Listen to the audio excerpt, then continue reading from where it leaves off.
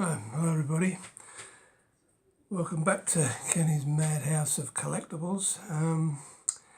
Right, today I'm going to take you off-road. The last 20 odd videos that I've done have all been about either Blu-ray movies or video games. Well, today I'm going to combine two of my other passions. Something I've been wanting to do for a while actually, so I just hope that a few of you that have been following my stuff like comics as well, because I'm going to combine my love of comics with my love of hardbacks. So I'm going to show you my collection of comic hardbacks, strangely enough. It's before we go on to it, I'm going to do. Sorry, I just dive first in there. I'm going to do Marvel today because I've got more Marvel than anything else, and then at some point I'm going to do another one on DC Comics and independent publishers. It should be about the same because I've got a lot more Marvel than I have DC and independent, so it should balance out. Before we start, I'll give you a very short history lesson on US comic books. My first run-in with US comics were when I was about 8 years old, so it's over 60 years ago. I've been into it. There was a I forget the name, but there was an Australian publishing company that reprinted the American Batman, Superman comics in black and white. And I came across them, as I say, when I was about 8, and I just loved that stuff. Superman was my favourite. That changed later on, and Batman actually became my favourite character, but yeah, I mean, I carried on reading those, and then I can remember one day in the spring of 1960. You know, we've all got sort of days in our life that we can never forget, and this was one of them. When I walked into this dingy newsagent shop that we used to have near where I lived in London, and I mean, the place was run by a guy that looked like Scrooge out of Charles Dickens, and I just looked up and I just saw these American comics in colour. I couldn't believe it. I had to practically beg my dad to lend me some pocket money to buy 3 of them. There were 9D in old money, so the 3 of them together came to just over about 10p, 11p or something in current money. That's for 3 comics. And I was made up with these. And then that started me, of course. They came over on a regular basis after that. I think the first ones were dated 1959. I still have those original 3 comics, not the actual ones, but ones that I bought about 40 years ago. Unfortunately, I can't lay my hands on them at the minute, but I still have those, and that started me on the long road to collecting comics. And then in 1961, Marvel started with Fantastic Four #1, and then we just had a load of comics coming into the country, you know, American comics. And I mean, I never actually started collecting Marvel till about 1966, I think it was, when I bought my first Marvel comic, because I was always a DC kiddie. And then the next thing to happen really was the advent of the graphic novel. Now I mention that because without the graphic novel, I wouldn't be showing you these hardback collections and graphic novels today.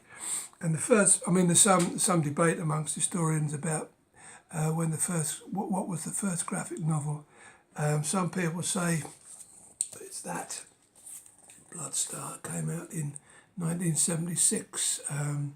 It was done by an independent company. They used to call them independent comics. Used to be called undergrounds back in those days. And this was actually done by an artist called Richard Corbin. It's a signed edition that I managed to pick up back in the day. And you can see there it's numbered. Sorry, it's not signed. It's just numbered. And yeah, that's generally thought of as being the first graphic novel. Although, as I say, there is some debate even now, because this came out in the same year. But this is more, I don't know, it's more of what they call a visual novel. It's the words with just pictures above it. I mean, you could argue that it's still a graphic novel because it's a novel and it's got graphics. But anyway, that was done by Jim Steranko. I'll talk a bit more about him later. He was a very famous comic artist of the 70s, and just one of my favourites. And then there's this one, which some people claim is the first real sort of mass market graphic novel. Sabre. It came out in 1978, so it was a full 2 years after these. But the argument rages on, and it's not really important because the graphic novel came into being, and it changed the way comic books were made, were drawn and written. Because everything then, after the graphic novel came out, whereas from 1960 through the mid-70s, all the comics were standalone stories. Somebody had the bright idea that we can now do serials, so 4, 6-issue, 8-issue serial stories, and then flog it as either a trade paperback graphic novel or a hardback. Basically just reprinting what had already come out. So that kind of changed the whole dynamic of the way comics were produced, and then independent comic shops came into being sort of like a bit earlier than that, and comics started to flourish if you couldn't get the original books, or if they became expensive or rare or scarce, whatever. You could then buy them as a trade paperback or a hardback series, or you can, and then that people started doing graphic novels as well, original graphic novels. That's an example. That's Jim Steranko again. I showed you the Chandler earlier. That was a very early English reprint in hardback of his Captain America stories. He only did about 3 issues, I think, but I mean his artwork was legendary. He only stayed in comics for a couple of years, but I mean he burned brightly, even though he didn't last very long. And then that's another example of an early Marvel original graphic novel, The Shadow. I mean he's one of my favourite characters of all time. That was about 1988, I think. Full 10 years after Sabre came out. Mike Kaluta. He's one of my very, very favourite artists. Unfortunately, it doesn't show his artwork off in the best light because it was inked by somebody who kind of ruined his pencils. But it happens in comics. You can't help who you get as an inker. It might ruin your pencils, but that's the way it goes. And this one was a very early example of a Marvel graphic novel. It's actually a Marvel imprint. It wasn't actually published by Marvel as Marvel. It was published by one of their sort of like imprints. It had a different name. Well, that was a Marvel comic in all but name. They had these different sort of like publishing houses like Epic, things like that. And this was actually published, although it was Marvel originally, and then it was an imprint of Marvel Epic. It was actually published by somebody else, Graffiti Designs, who did these very nice signed and numbered editions, of which this is. And it has some very, very nice artwork in. There we go. I'll just show you that's the right page. Oh, find it in a minute. I can assure you that. Right, yes, right. There we are. That's the right page for it. So, as you can see, it's signed and numbered there, limited edition.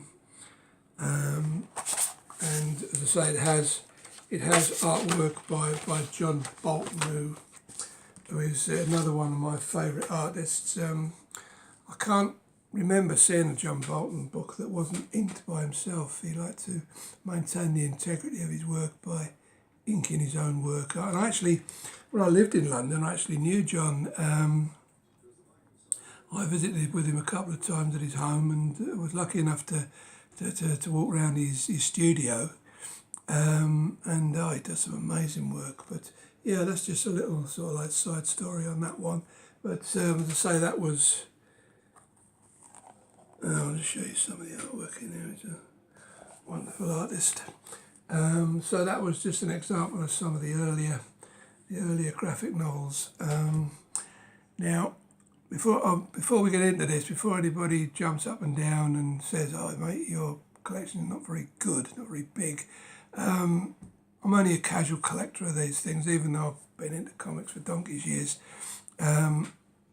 This is more an instructional video on how to build a small collection on limited resources, because I picked up a lot of these very, very cheaply, and then I'm going to share that with you now. Okay, well, since we're doing Marvel, we might as well start at the beginning now. There we go. Fantastic Four, #1. Now this series of books all carried reprints of the earlier Marvel stories. You know, the 1960s stories, and covered, you know, the big franchises like Fantastic Four, Spider-Man, X-Men, Iron Man, all of the sort of like the top-notch characters of the time.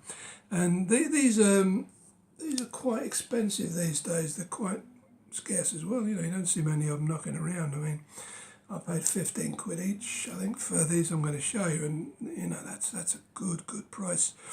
As I say, they all reprint about 10, around about that number of all of the early. I'm not going to rip it open too wide because I don't want to bust the binding, but yeah, I mean that particular one covers Fantastic Four numbers 1 to 10. So there's some of the covers there. These are very nice books. I wish I could find some more of them, but as I say, they're quite pricey now.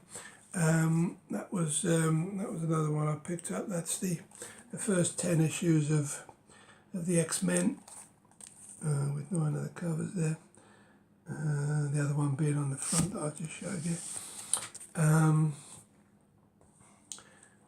And then here we have, I haven't got the first 10 of the Avengers, unfortunately. This is issues 11 to 20 of the Avengers back in the early 60s.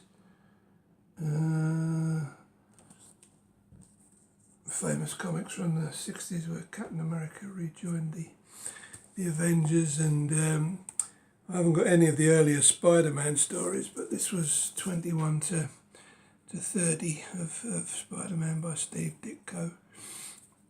Wonderful artist, Steve Ditko, one of my favourites from the old school of artists.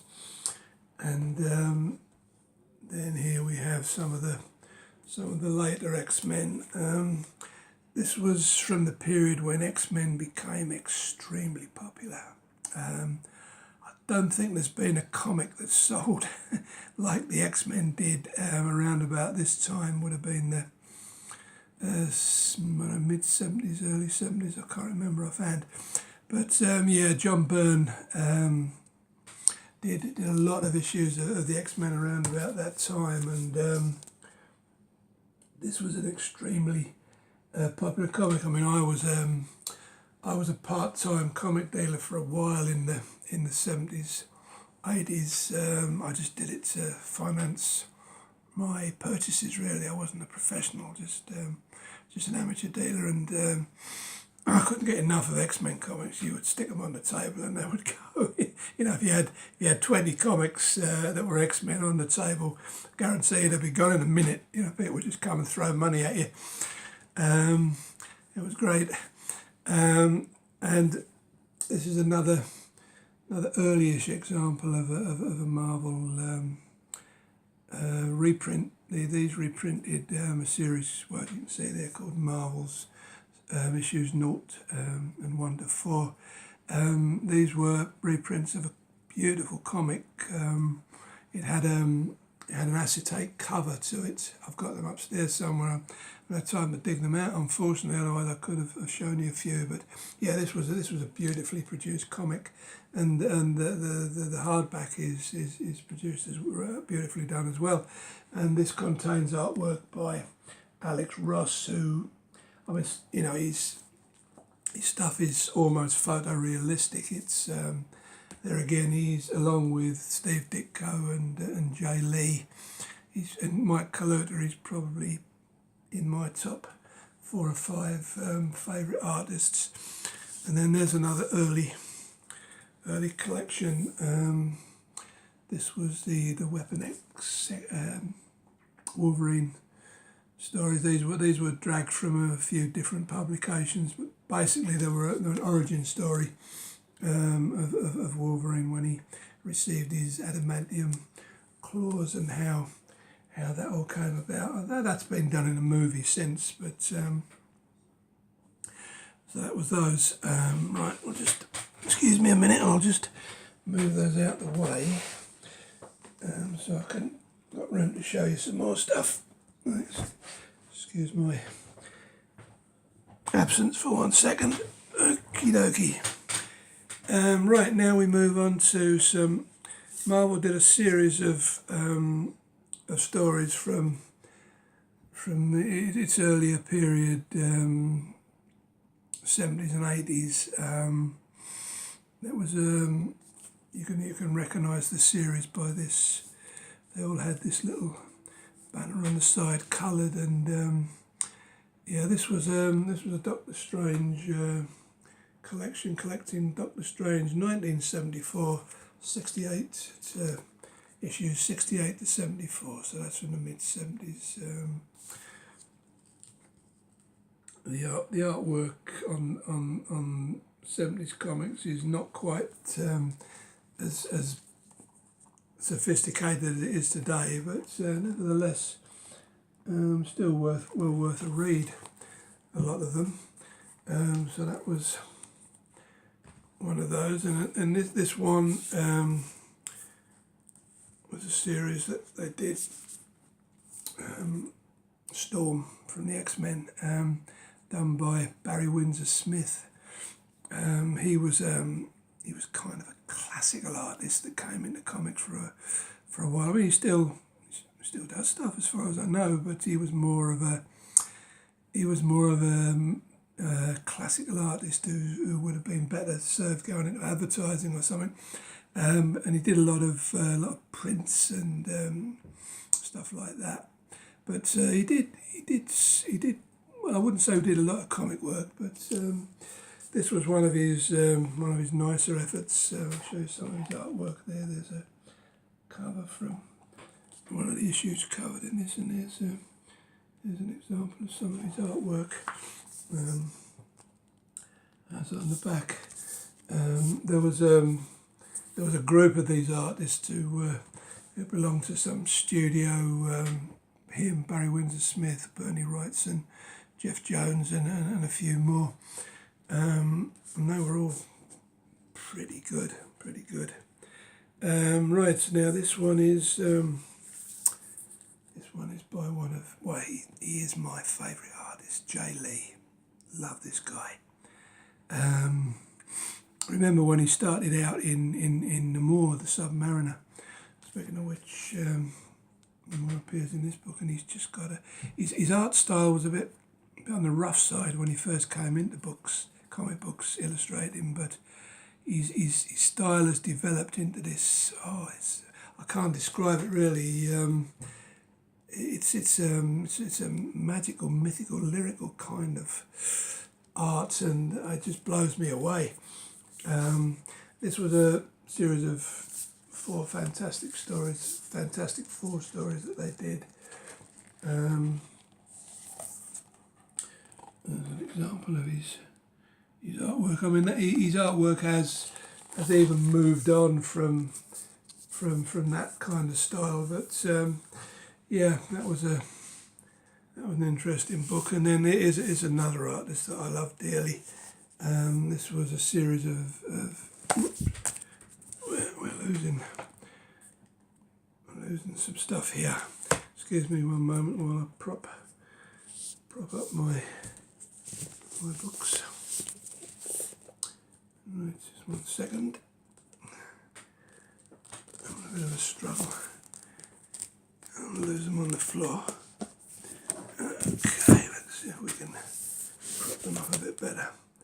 Yeah, I think that might do it. Okay, as I was saying, yeah, Bill Sienkiewicz. It's a hard surname to pronounce. I think that's how they do it, Sienkiewicz or Sienkiewicz. But he's another artist whose style I just love. He's done a lot of comic work. So this is Elektra from the Daredevil series. Give you an example of his work. Didn't see that. Just great stuff. He's another guy that's certainly in my top 10. I've read a lot of artists over the years, but yeah, he's right up there too. Right, and then we have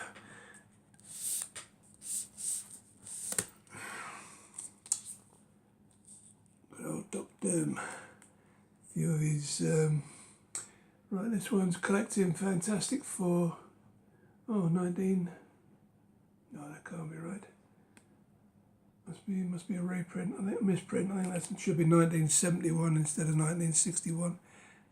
Certainly issues 192 to 200. So, and this was done by a multitude of artists. Let's just get a quick. It was one of the covers and one of the splash pages from the comics that were collected in there. That one's Diablo and the Red Ghost. Hey, Dr. Doom. One of his nefarious schemes, no doubt. And then they did one on the X-Men. That's the other Lee. That's Jim Lee. Another good artist in his own right. He did a lot of work for Marvel during the, I guess it would be started in the late 70s through the 80s, 90s.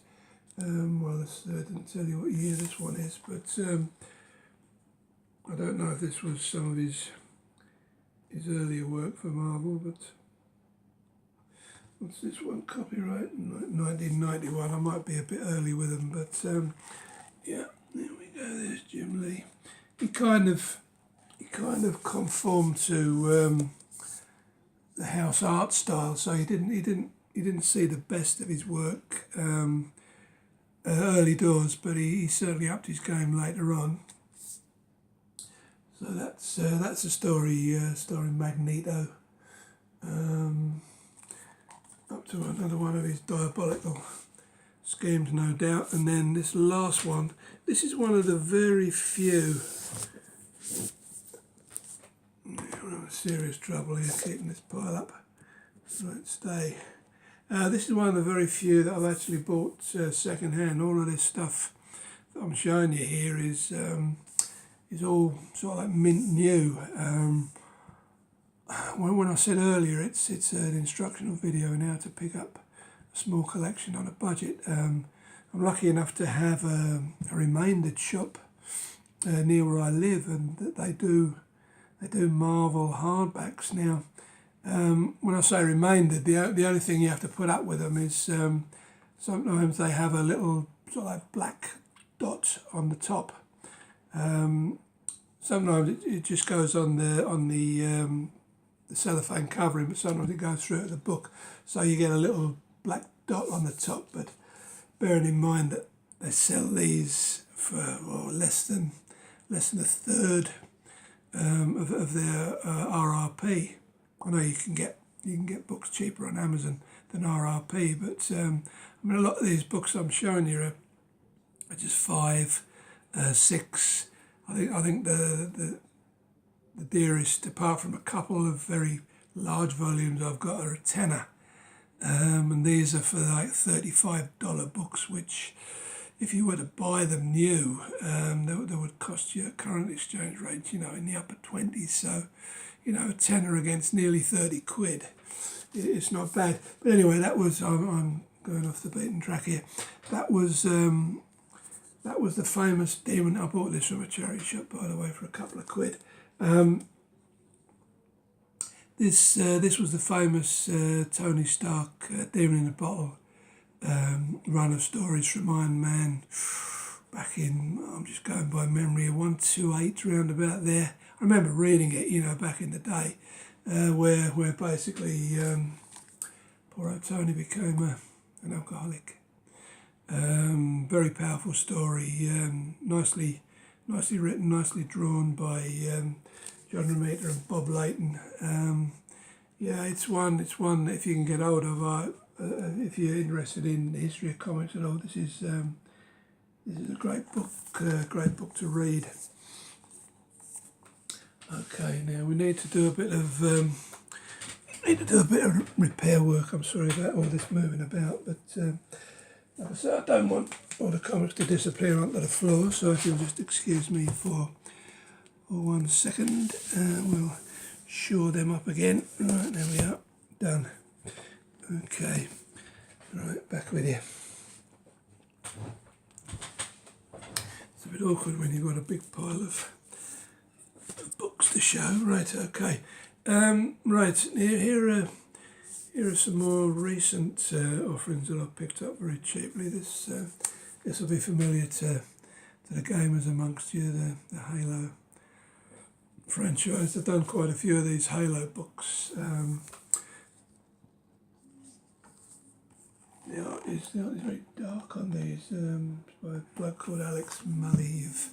He's done quite a bit of interesting work for Marvel. And then right here, now these, when I told you early on that I started reading Superman and Batman when I was about 8, the only other comics that I can remember reading at that time were these Marvel Man comics. Now, although that's a modern cover, these were all black and white stories from, I don't know, I think I can remember these being around in about 1953 or 4. I mean, I was very young then, but I can remember them. And these are quite expensive now. This is from Marvel Man 35 to 44. Now I don't know when that would have been originally published, but the art was done by a guy called Mick Angler, who's quite famous amongst people who like this sort of stuff. And of course, this was the forerunner, or the character on which Miracle Man was based, which I'm going to show you later on. One of my favourite comics, by the way, and these were the inspiration for those. So there's that, and then there was a Marvel Man family basically, and this was young Marvel Man. More of the same. So I just picked them up for nostalgia value because I remember them as a young kid. I mean, they're pretty expensive for what they are.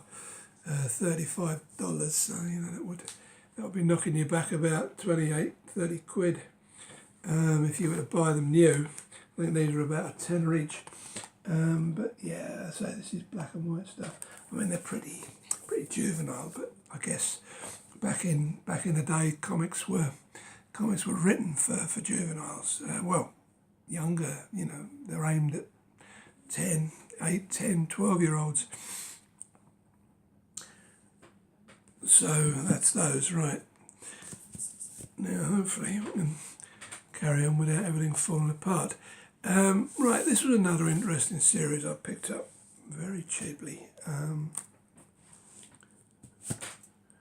Okay, this is the Stephen King Dark Tower series. Recently made into a movie, and I think it's doing the rounds, as we speak now. Got a good panning, but never mind. Yeah, this is these novels are based on Stephen King's Gunslinger epic, and the artwork is by my good friend Jay Lee. That's the reason I did try and read the first Dark Tower book, but I never got through it, so I don't know what that says. Maybe I was just tired. But yeah, this is artwork by Jay Lee again. Very nice artwork. A nice series. I've got the first. I think I've got the first 5 of these. Let me give it a room to put it back. So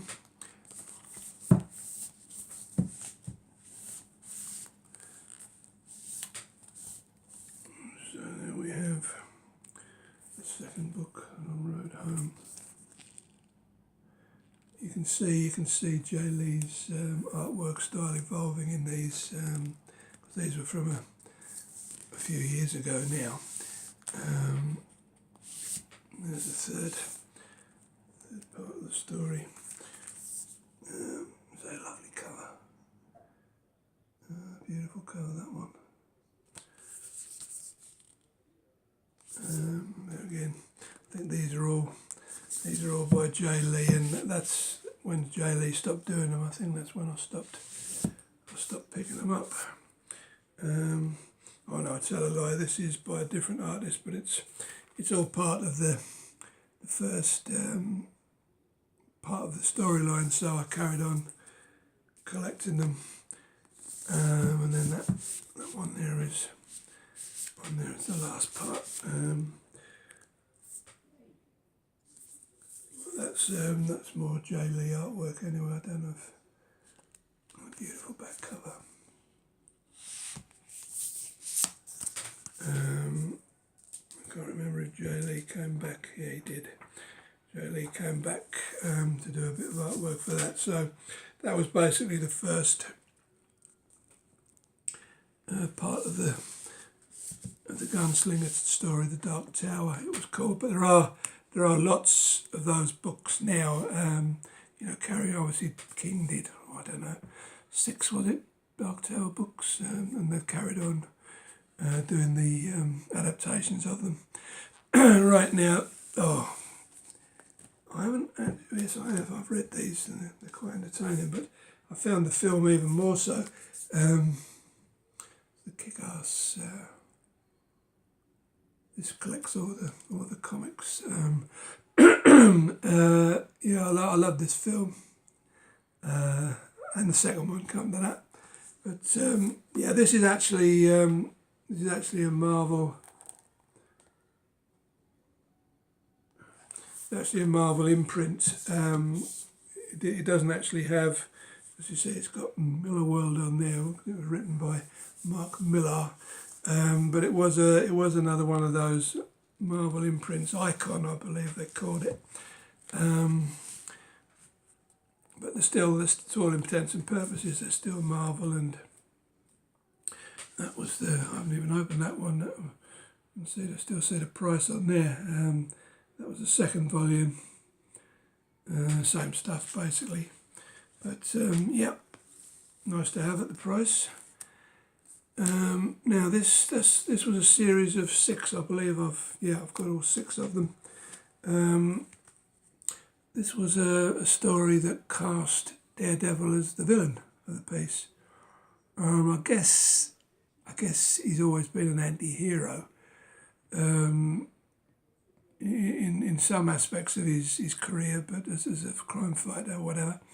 But yeah, this casts him as the absolute villain. He goes up against a group led by Spider-Man, Wolverine, Luke Cage and Iron Fist, who try and show him the evil of his ways because he decides to take over Hell's Kitchen, which is obviously New York where he lives, but no holds barred. And some people don't like it, particularly this fella, Kingpin, and it contains a big battle with his arch enemy, Bullseye. As I say, that's a 6-issue collection. That was the first one, Shadowlands, and then there were spin-offs which all went into their own title. That was the Power Man issues that they collected. That was the stories that appeared in the Daredevil comic itself. That one, I'm not sure.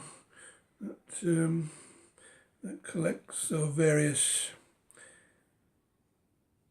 issues of spin-offs. And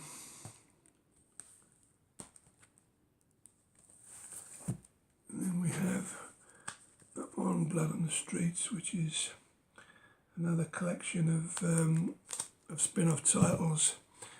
And then last but not least, we have those stories involving Shadowland that appeared in the Moon Knight title.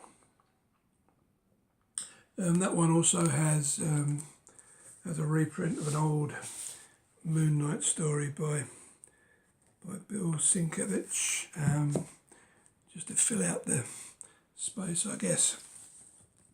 Now, it became fashionable not so long ago for Marvel to have these big events. Shadowland, I just showed you there, was one of them. This was another one. Now, I've not actually read these, so I don't know much about them, but yeah, it was called Fear Itself. Basically, it involved the Thor and, well, I'm not sure about Thor, but his Asgardian chums in a battle with Sin, who is the Red Skull's daughter. You know, the Red Skull out of Captain America. You know, if you know anything about comics, you'll be familiar with him. And that was a whole series of books that chronicle that particular battle. There again, they permeated into other titles. That was all the spin-offs that were printed in the Ghost Rider. That actually involved a female version of Ghost Rider, so I must get around to reading that because I'm a big fan of Ghost Rider, even if the films weren't top notch. The comic book character is, in my opinion, and that one I just picked up recently. Let's see, still got a price on it. That involved all the stories that appeared in various Avengers title, Avengers and New Avengers. Yeah, so that was. I mean, I haven't got the full set of those. There's quite a few of those. Fear Itself, so I'll have to scan Amazon or somewhere to see if I can find the rest. And then around about just before that, I think it was, you had the Siege event. Basically, that involved Thor back in the day. Ragnarok finished Asgard. Everything went, and Thor resurrected. I remember reading the book. I don't know how it came about, but he resurrected all of his old Asgardian chums, and actually brought Asgard to Earth. It hovered above some place in Kansas, was it? I'm forgetting. It was a long time ago since I read it. And good old Norman Osborn, the Green Goblin, you probably remember from the Spider-Man movies or the comics, whichever. He decided he was going to take Asgard out again, and Siege chronicles that particular battle. That was the stories that appeared in Siege that I just showed you, and then you had the spin-offs. This particular one was Thunderbolts. The stories that appeared in the Thunderbolts books, and then that one was all the stories that appeared in the New Avengers. There again, I'm well short of a full set of those, so I'll have to go hunting to find those. Okay, now we have some odds and ends that I just picked up because they were cheap. That one is the Son of Dracula storyline where the X-Men battle, where you can see their mutants v vampires. That's got some nice artwork in it, as I remember. Bill Sienkiewicz and Clayton Crane is another artist that I like. That's his style of art there. That's Clayton Crane. He's another one like Alex Ross. It's more digital art, It's not sort of like pencil and inked in their traditional style. It's more digitally produced, but it is very nice. Then we've got Astonishing X-Men. That was like a comic that updated the X-Men for younger viewers or younger readers or middle-aged readers. I can't remember. But this, that was Astonishing X-Men. The Brood. That was a crowd of people that were introduced way back. That's just a new version of that. Then we have, this is a nice book. Daredevil, Vision Quest. That's done by a guy called David Mack. He's another one with a very interesting artistic style that you can see there. Let me show you a couple of examples. It's not traditional superhero artwork, but it is very nice, and that involves a character called Echo. So that was Daredevil and Echo teaming up for an adventure. And then we have here Marvel brought out a comic called The Ultimates. It was kind of an alternate universe version of the Avengers, and I think the films, the Avengers films and the Captain America films and everything are based on the Ultimate characters, because Nick Fury turned from a white guy into a black guy in the Ultimates, and obviously they used Samuel Jackson in the film. So, but that was one of the Ultimate books that they collected in the hardcover. Here's another fine artist, Chris Bacalo, whatever. Show you a nice example of his artwork, if I can find something that's a bit brighter. Yeah, that's him anyway. And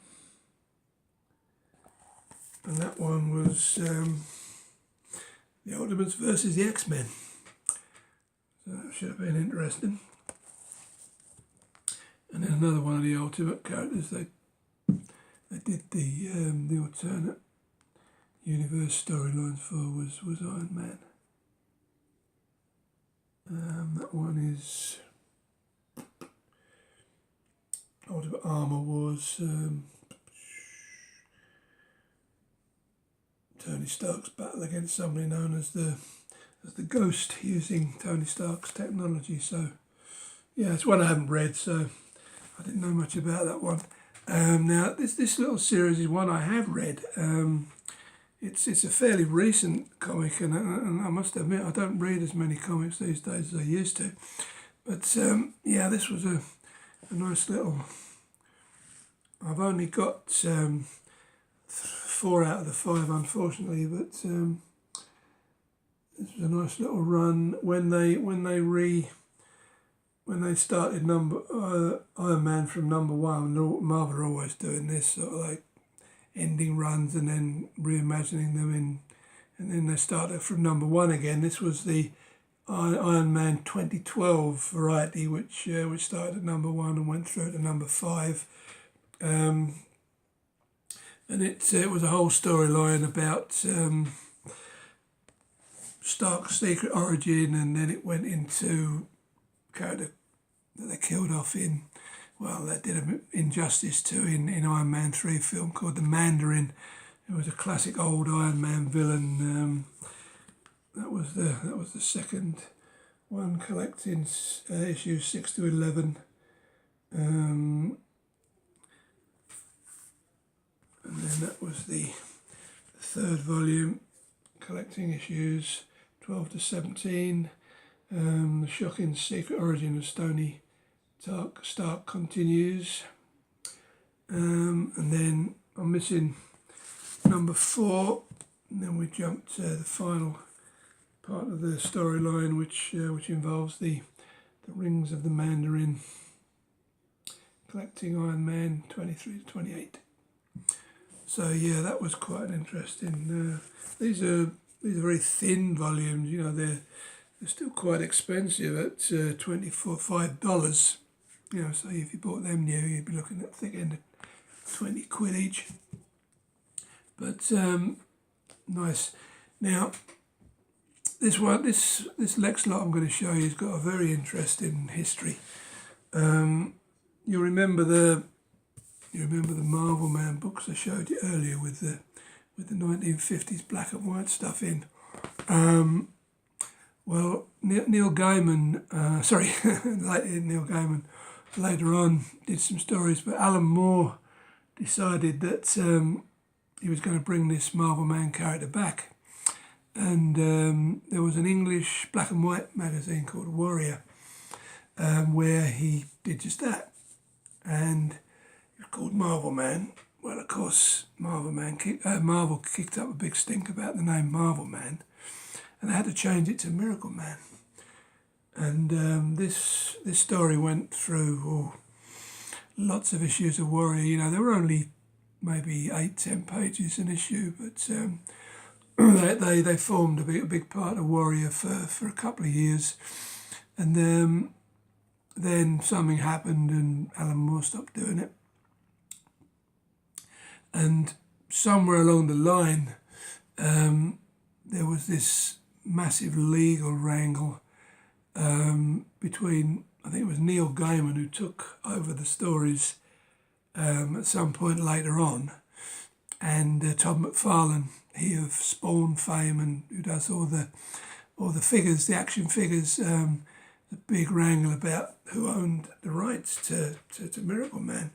And for many years, this went on, and no Miracle Man reprints were done, no new stories were done, and which annoyed me personally, because it's one of my favourite comic books. I've still got all the original Warriors with them in, the black and whites, and I've got all the comics that came out later on, where they coloured everything and then continued the story. And some of those are quite scarce and expensive. But ironically, having wrangled about the name, guess who came to, when all this was sorted out, guess who came to do the reprints for Marvel? I couldn't believe that one. And these three here I'm going to show you are the original Alan Moore stories. As I say, one of the best comic series I've ever read.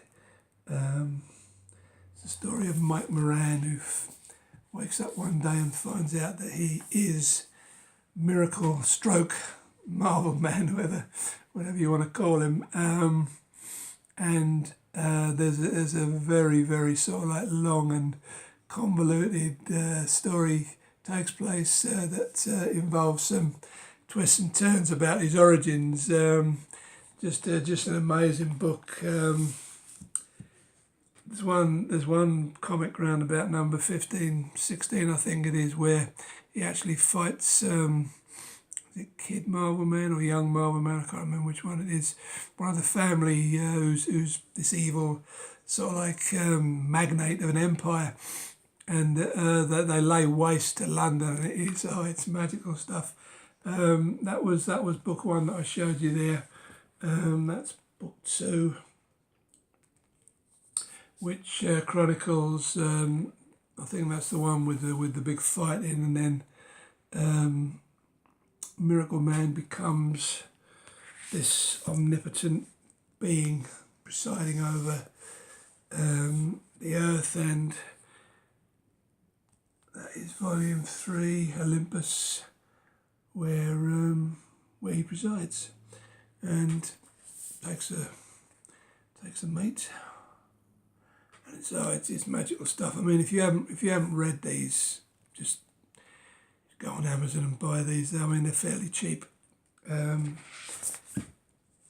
There's another couple actually that I haven't got. They're the ones written by Neil Gaiman, but they don't really bear any resemblance to the original Alan Moore stories. So I haven't picked them up yet. Right, here's a few books that I've picked up more recently.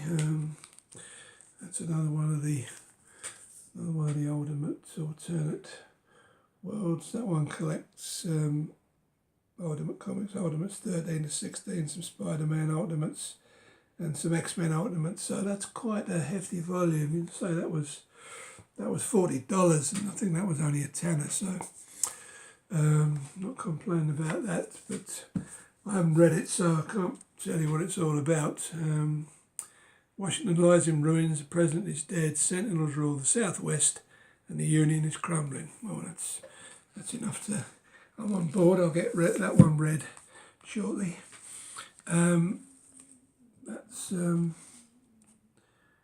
That's a book that I enjoyed. Invaders Now. It's all the old Marvel superheroes from way back. When they used to fight in the Second World War in the 40s, etc. That's a book about Submariner and Torch and Captain America who formed a partnership to fight the Nazis. That's sort of like an updated version of it. And then that's a very nice book. I always forget his first name, Yoshitaka Amano. Now, any of you who like Final Fantasy in the games will recognise this guy because he's done a lot of steelbook covers. Very famous artist. This one is actually, although it's a Marvel book, this is a Titan. Titan Books are the publishing arm of Forbidden Planet, the comic shop. And this was a reprint that they did. Give you an example of some of his artwork. This is more in the style of a novel that's illustrated, but it's very nice nevertheless. This is one of the few that I had to pay a few bob for. It's about 25 quid. Basically, it collects the whole of the Age of Ultron books, and there was a lot of them. Just looking on the back here, I mean, there must be about 20 comic books in there. As I say, it's extremely cheap. It was a $75 book, so you're talking 60 odd quid. As I say, I think that was 25, all in mint. That's the joy of having a remaindered bookshop on your doorstep that does Marvel Comics. It's a pity they don't do DC, because I would love to pick up DC stuff. But unfortunately, they only do Marvel, so that's the way it is. Now this is currently a production on one of the television channels. There's a lot of Marvel going down on TV now. This is The Inhumans, once again by my good friend Jay Lee. I remember reading the 12 comics collected in here back in the day, And I say his artwork was slightly different back then, but it's a good read. The Inhumans, they're not exactly my favourite set of superhero groups, but that is a particularly good read. Pardon me, hiccups here. All this talking. Right, and then just a few odds and ends to show you here. Astonishing Thor, that was only a £5, so I thought, why not? I've no idea who Mike Choi is, but as I say, for the price, why not pick it up? The God of Thunder faces the fury of living planets, whatever that means. And then we have the famous, I have read this one, well, I've read the original comics anyway. It's the famous Iron Man Extremis storyline where he gets this kind of living suit, all a bit scary. But I think the Iron Man 3 suit that appeared in that film was based on this story, if memory. I mean, I just want to erase Iron Man 3 from my memory because I hate the film. I hate what they did to the Mandarin. I just hate the film. But I'm sure that's where they introduced this idea of the biological suit. Yeah, it's Extremis. It's a famous storyline. It's going back a few years now, but I remember reading it and being thoroughly entertained by it. So they've actually done a novelisation of it as well, which I can buy in the same shop that I bought this, but I haven't got around to picking it up yet. Okay, now we come on to my favourite villain. Now this particular book is going to become very pricey and very scarce very shortly, because any of you who follow films will know that the new Avengers film is all about the Infinity Stones, and involves Thanos, who is my favourite villain anywhere. And this book basically reprints all of the Infinity books and a few of the spin-offs too. There's a strange story behind this actually. The remainder shop that I've mentioned to you, where I buy all my stuff cheap, actually had this in for £40, and they were doing a buy one half price sale. So I tried to find another £40 book, so I get them for £30 each, and unfortunately couldn't, and I left it and it went. So I went onto Amazon and I managed to find a used copy for about £13, which was an amazing price. I mean, even second hand, this goes for good money. And I actually thought that they'd got it wrong, because I couldn't believe that they were selling it so cheap. And they also had a brand new copy for, I think it was $31.56, and I paid $13.56 for this. I thought, oh, they've misprinted it, and they've got it wrong. And I thought I was never going to get it. So I'm waiting for this second-hand copy to turn up, and it took forever. And then one day it came. I thought, oh, brilliant, it has come after all. And I opened it, and they'd actually sent me a sealed brand new copy for £13.50. Now, you try and find a sealed copy of that for less than £40 and you'll be doing well.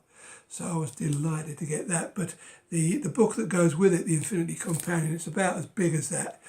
And it does a lot of the spin-off titles. That is proving harder to find at a decent price. So I'm still waiting for that one.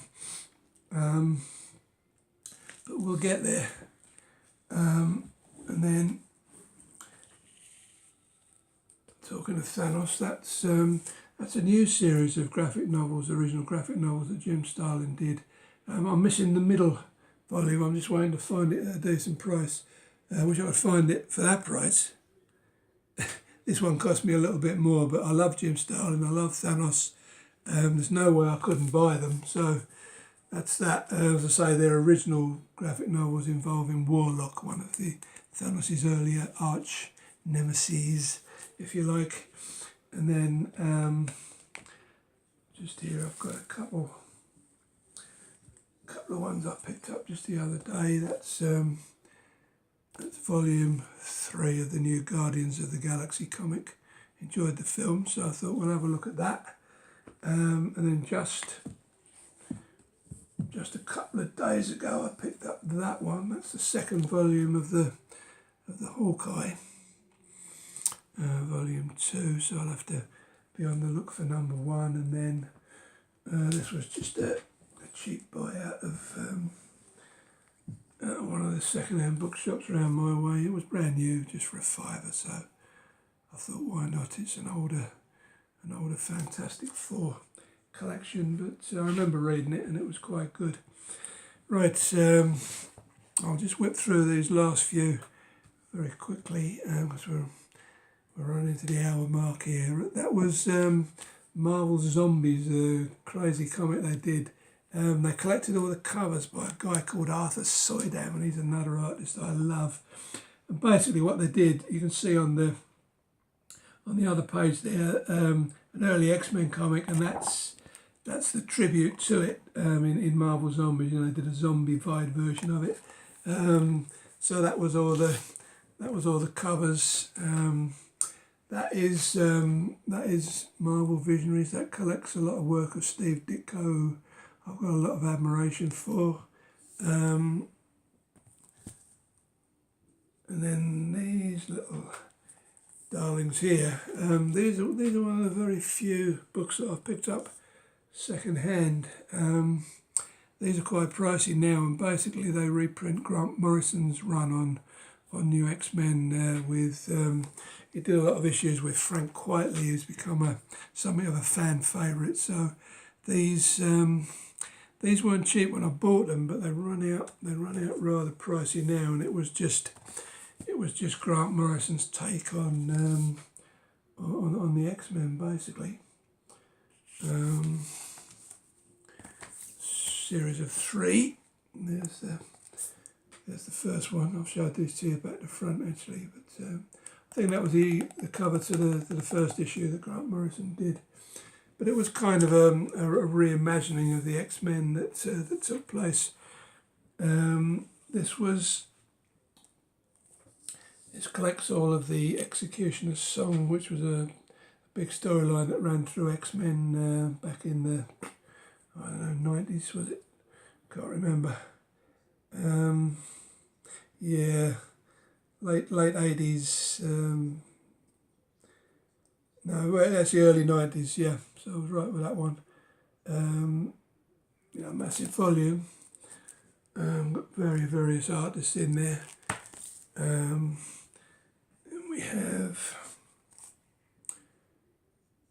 not really my cup of tea, that sort of stuff, but it was one of those achievements. The artwork's quite nice. I mean, I know a lot of people are into Anita Blake and Laurel Hamilton. Then that one, that's before Marvel were Marvel. They were Atlas, and then they were Timely Comics. So that's before they became Marvel Comics. And basically, this is I don't think these are they actually reprints. No, I think these are just reimaginings of the old 1940s Marvel Comics. And then we've got another Marvel event, Secret Invasion, where the Skrulls decided to. Anybody who knows about the Skrulls knows that they're shapeshifters. I don't like that sort of thing. It's just cheap plot device to me. I mean, the Skrulls can become anybody. So basically, when you're reading it, you don't know if you're looking at the proper, like Daredevil or Captain America, or whether it's a Skrull that's impersonating them. And I didn't like that book at all. But that was another one of the Marvel events that they've collected into a hardback volume. Just tidy these up here. And then last but not least, we've got Doom War. That was another small event. to do him up to his old tricks. And then that was another event, Realm of Kings. That was tied in with one of the other events, but I can't remember what it was offhand. It's a while since I remember it, because it's going back a few years. But that was that one. And then that one is an old what would it be now, 70s serial by Neil Adams. Neil Adams did a lot of the artwork for that. He's another artist that I particularly like. It was the Cree Skrull? I'm trying saying that when you've had a few. Starring the Avengers, and then we have Spider-Man and Wolverine. Don't know what that's all about because I haven't read it. And then finally we have Daredevil in the Days. That's a particularly nice book. Covers Daredevil End of Days 1 to 8. And it's got artwork by some of those I showed you earlier, David Mack with the unusual style, and Bill Sienkiewicz. Yeah, some really nice artwork in there. I remember reading that, and it was quite entertaining. Tells the last tale of the man without fear. Right, so sorry we had to rush through those last few, but I don't want the video to last forever. So that's about it for me and my hardback Marvel collection. I hope those of you that have followed my stuff enjoyed that as much as the game and Blu-ray movie videos. So I'll be doing another one in the not too distant future covering DC and the independents. So all I can say is thanks for viewing, and I'll see you very soon. Bye bye now.